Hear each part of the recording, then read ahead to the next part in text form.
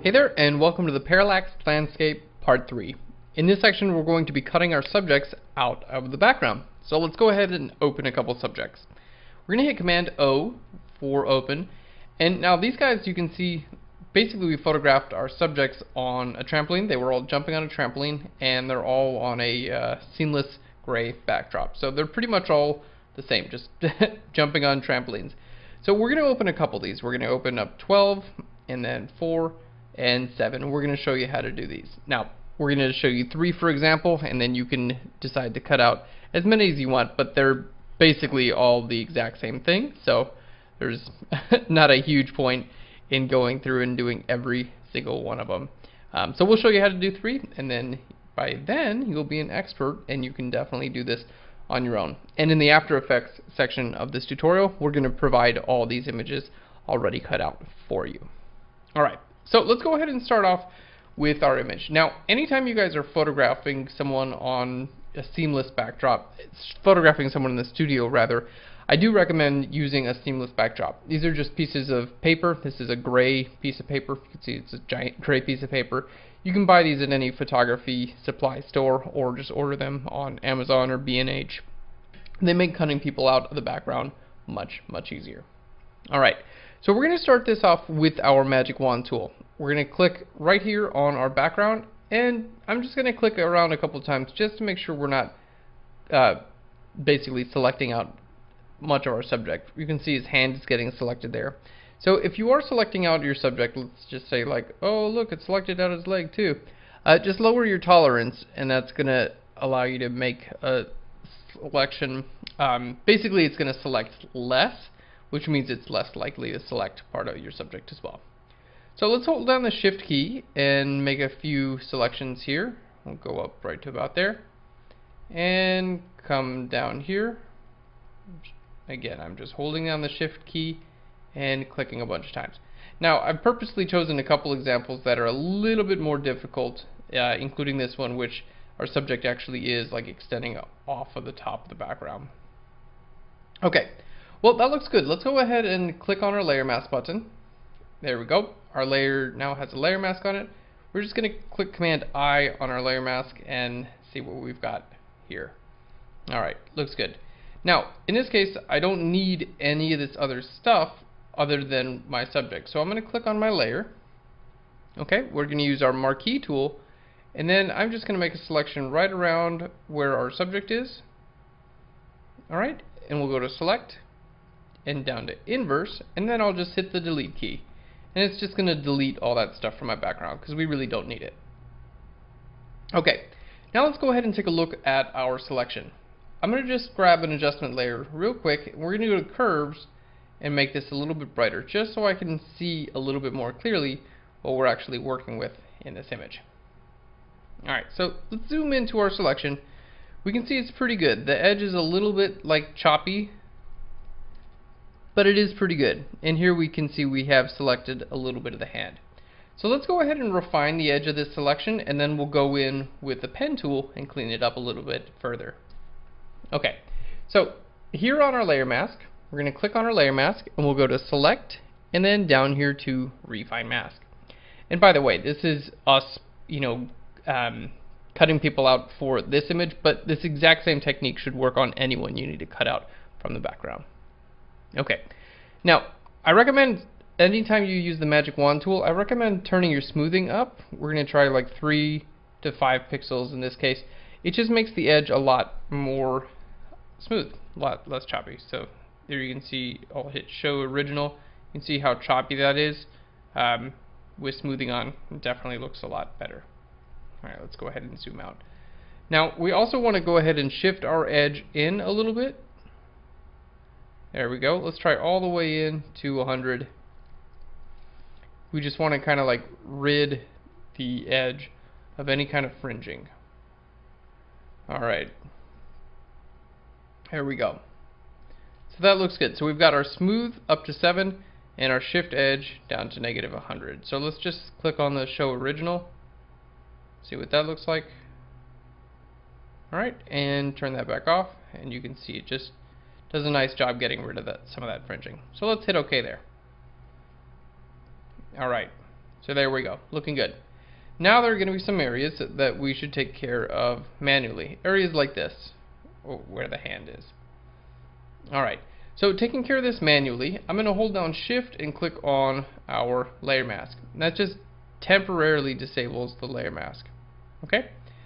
Now there are a lot of ways you can do this. I could grab a brush tool and try to do that, but I'm just going to really quickly use the pen tool to make a pen path around our image.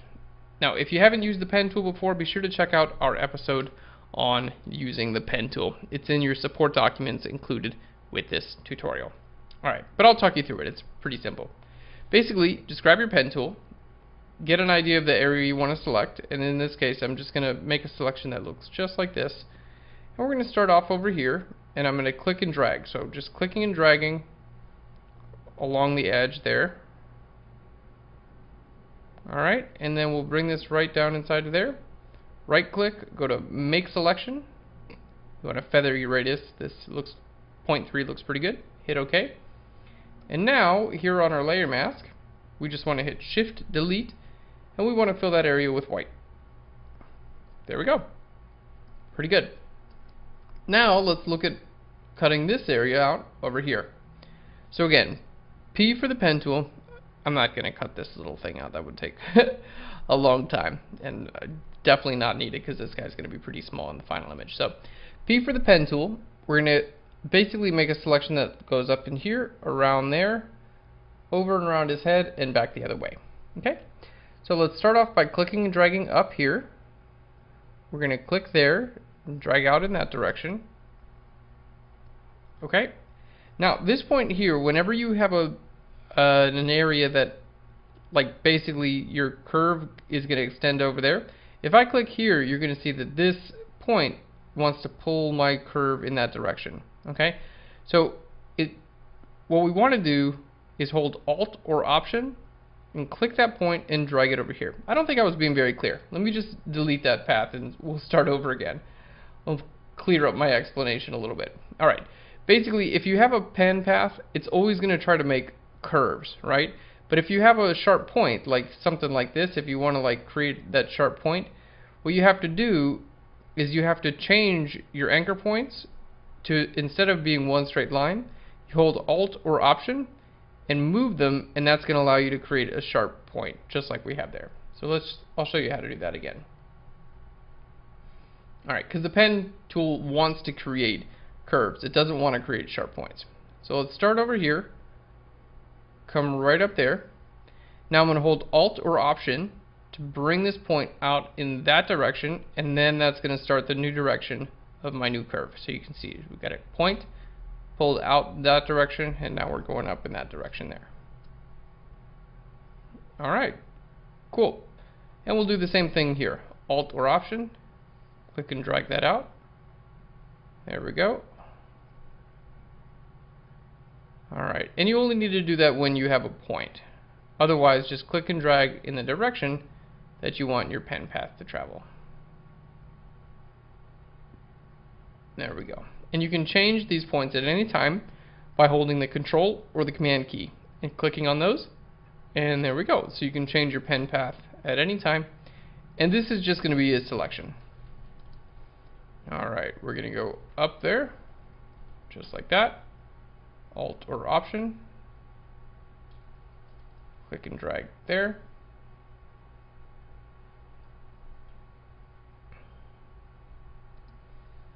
Alright.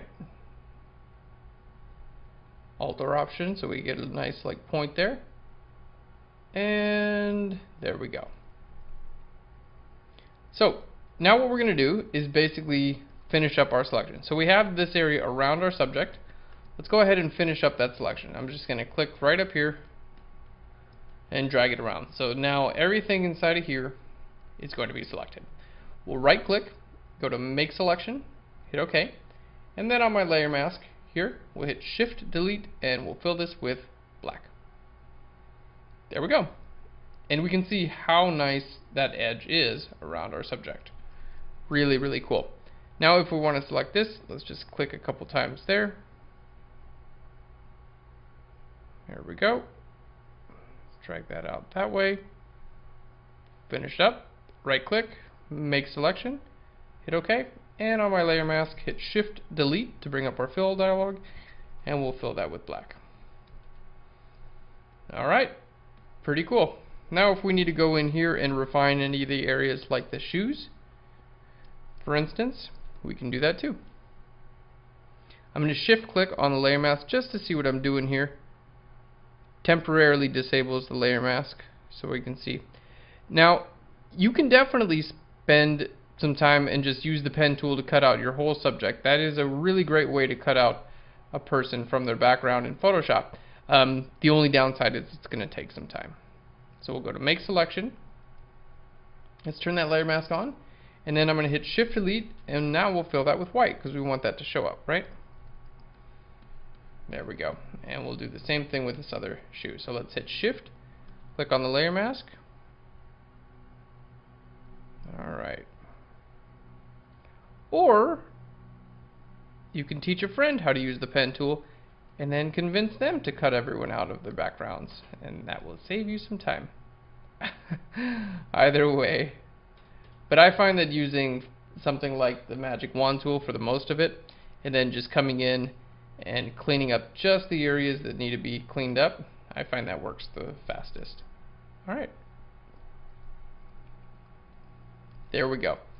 And then the rest of this stuff is not really that close to our, let's just go to our lasso tool.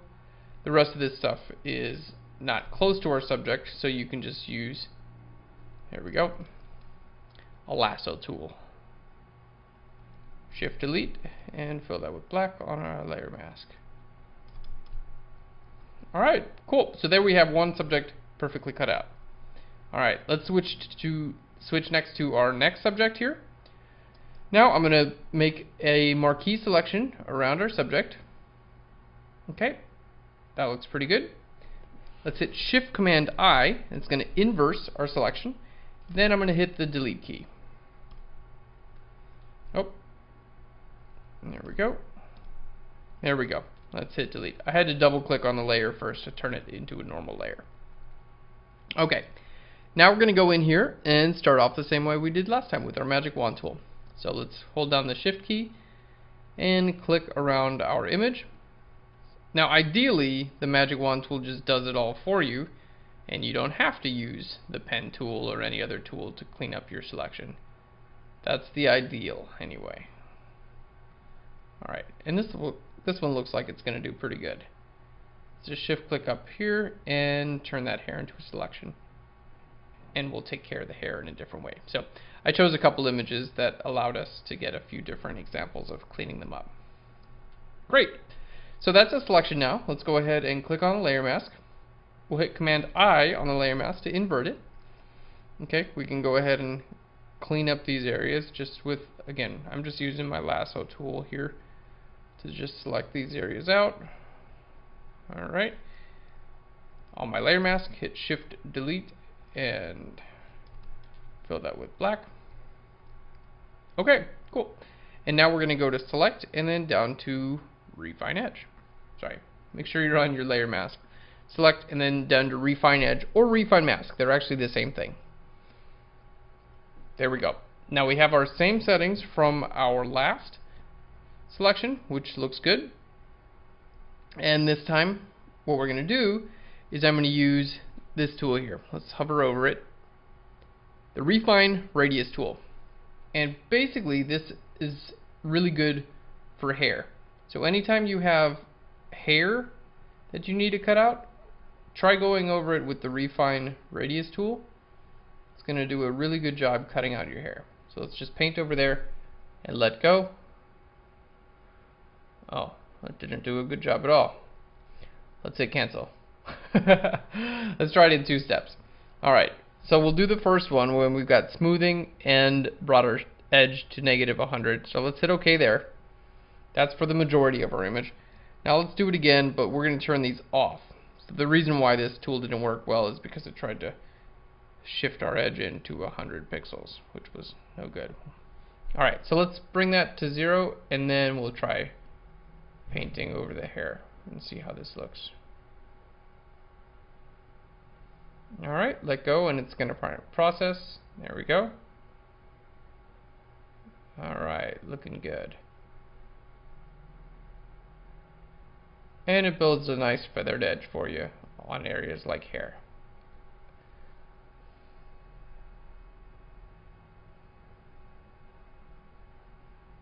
Alright, cool. And that's going to look really nice when we composite it onto our other image. Okay, now if we want to clean up the shoes a little bit, let's hold down the Shift key, click on our layer mask, and I'll hit P for the pen tool, and we'll just make a quick selection. Again, I'm just clicking and dragging here. If you need to move any of your points, just hold down Command and click on the point, and then just move it around. So if you don't put it in the right place the first go round, it's no big deal. And the pen tool is so powerful in Photoshop. It really is a great tool for cutting things out. It does take a little bit of time to get used to, but it is very powerful. Alright, so we made that a selection. Let's hit Shift Delete and fill this with white. There we go. That shoe's good. And we'll do the same thing with this one.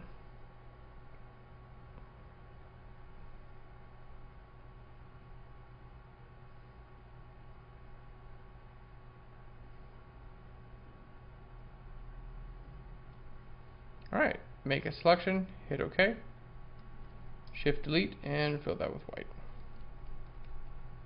Alright, there we have our second subject cut out from the background. Let's pop to our third subject. So, start it off in the same way. Let's double click our background to turn that into a regular layer, layer 0. Make a selection right around there.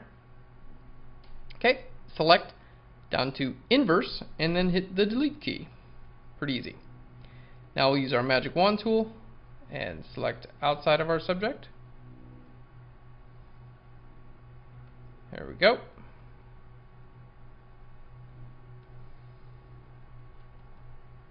Very nice. Let's click on our layer mask and then hit Command I on our layer mask to invert that. Okay, now we'll use my lasso tool to go ahead and clean that up a little bit, fill that with black on my layer mask. Alright, then we'll go to select and then down to refine mask. Remember we had this at 7 and -100. So that's the same settings we're going to use for this one. So let's hit OK on that one the first go round. Then we're going to come in here and do the hair. Alright, so we'll go to select, refine mask, and then we want these back to 0 because we don't want the refine radius tool to try to shift the edge in by 100 pixels. That's not good.